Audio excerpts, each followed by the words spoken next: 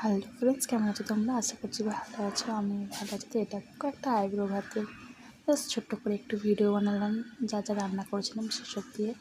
তো ভিডিওটা তোমাদের যদি ভালো লাগে অবশ্যই একটু লাইক কমেন্ট করে পাশে থেকো, কারণ আমি এখন আর সেরকমভাবে ফেসবুকে কোনো টাইম দিতে পারছি না। আমার মেয়ের যেহেতু এবছর পড়ছে, আর ওই জন্য আরও বেশি সেরকমভাবে পোস্ট হচ্ছে না বা ফেসবুকে থাকতেও পারি না। তো যেটুকু পারি চেষ্টা করি পোস্ট করার মতো।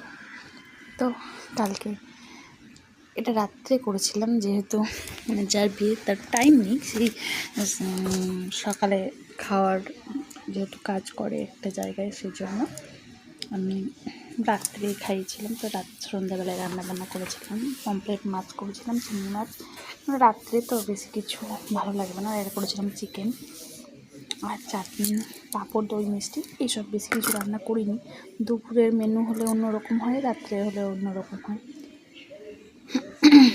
তো রাত্রেবেলায় অল্পর মধ্যে দিয়েই করেছিলাম, বেশি কিছু হয়নি, কারণ ফ্রাইড রাইসের সঙ্গে বেশি কিছু ভালোও লাগে না।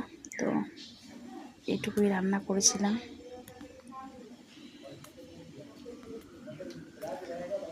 সব করে লাস্টে ফ্রাইড রাইসটা করেছিলাম চিকেন করে, যেহেতু আমার বাবা মা মানে শ্বশুর শাশুড়ি আর কি চিকেনের ঠেকাঠেকিও খায় না। তো আগে মাছটা চিকেন সব বানিয়ে নিয়েছিলাম, তারপর গ্যাস ট্যাস পরিষ্কার করে রাইসটা করেছিলাম। লাস্টে গরমও থাকবে, তো সেক্ষেত্রে শীতকাল পড়ে গেছে, যেহেতু একটু গরম গরম খাবার না হলে চলে না।